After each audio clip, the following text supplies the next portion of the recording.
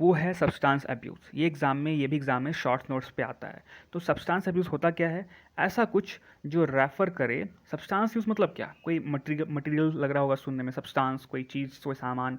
तो यहाँ पे ना सब्सटेंस से तात्पर्य जो है ड्रग्स से, यूज़ ऑफ ड्रग्स और अल्कोहल, शराब वगैरह, इस तरीके से जो कि आपको ना एकदम हार्मफुल हो जाए आपके लिए, हार्मफुल टू एन एडोलेसेंट।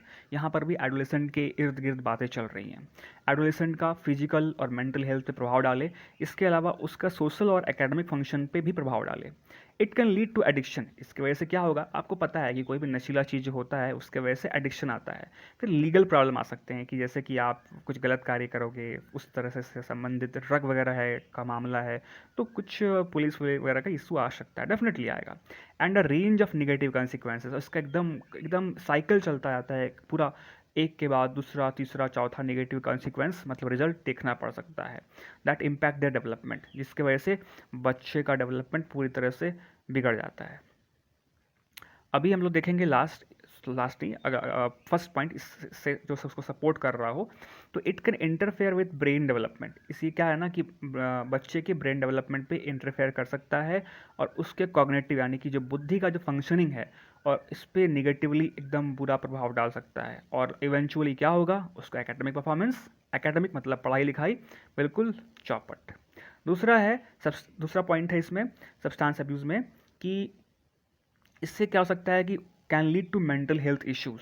पहले हम लोगों ने क्या देखा कि ब्रेन डेवलपमेंट प्रॉब्लम होगा, तो दूसरा है इसमें कि उसके ना मेंटल हेल्थ इशू देखे जा सकते हैं। Mental health issues such as depression आएगा, उसमें एंग्जाइटी आएगी, चिंता आएगा।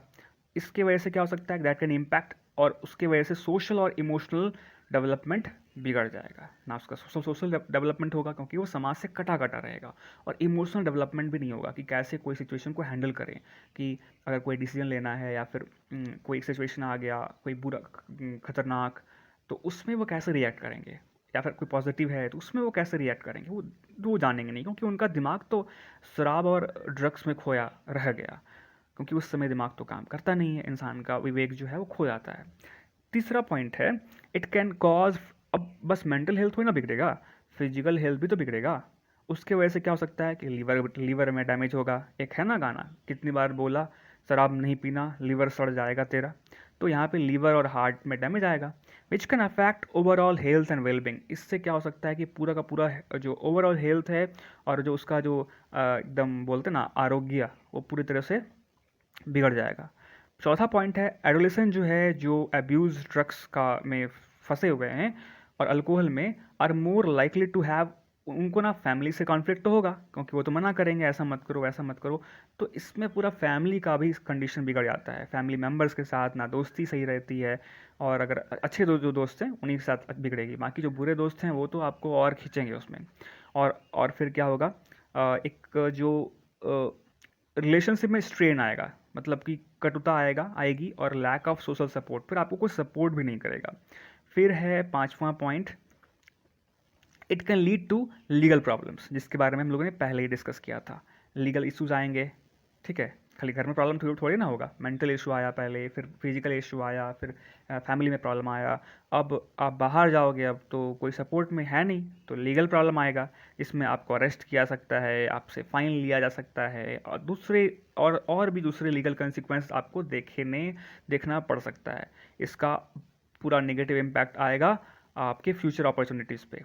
छठवां पॉइंट है, इसके वजह से सोशल आइसोलेशन हो सकता है कि आप समाज से बिल्कुल अलग हो जाओगे।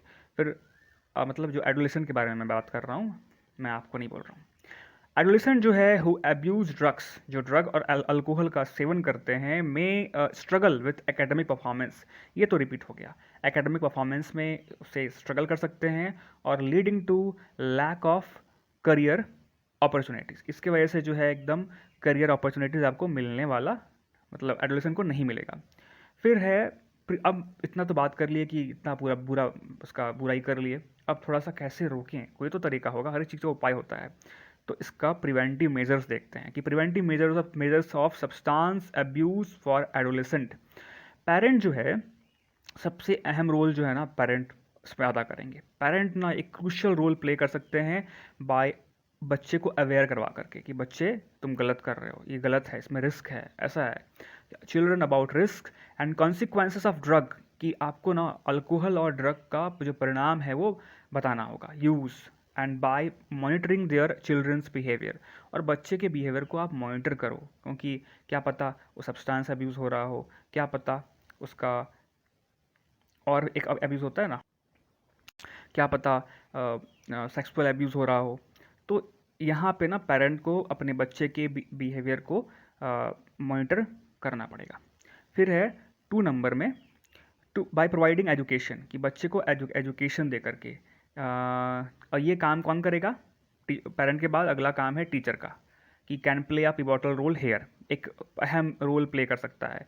तीसरा है access to mental health services, अगर यहाँ पे अगर बच्चे का काउंसलिंग करवा दिया जाए, कोई अच्छा सा जो साइकोलॉजिस्ट है उसके पास ले जाया जाए, तो ये जो थेरेपी है इससे वजह से कैन हेल्प टू आइडेंटिफाई जो एक्चुअल प्रॉब्लम हो रहा है, जो अंदर में इशू हो रहा है, उसको पहचानने में ये ज़बरदस्त रोल प्ले कर सकता है।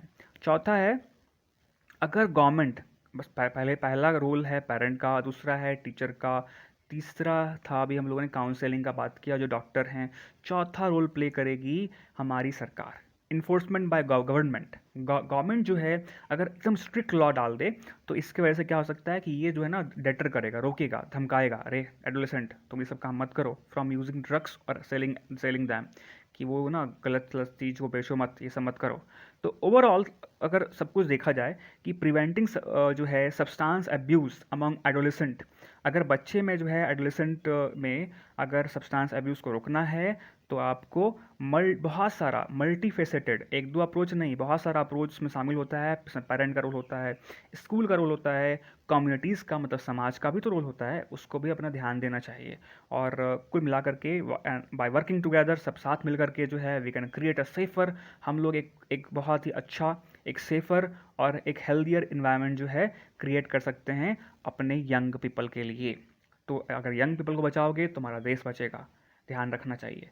तो ये इसके हेल्प से जो भी मैं बताया हूँ उसके बाय यूजिंग जो भी नॉलेज है उसके द्वारा आप अपना आंसर, एकदम मस्त आंसर लिख सकते हो। थैंक यू, और प्लीज़ काइंडली सब्सक्राइब करिए और इसको थोड़ा शेयर कीजिए ताकि मैं और भी इस तरह का वीडियो बना सकूँ। Thank you.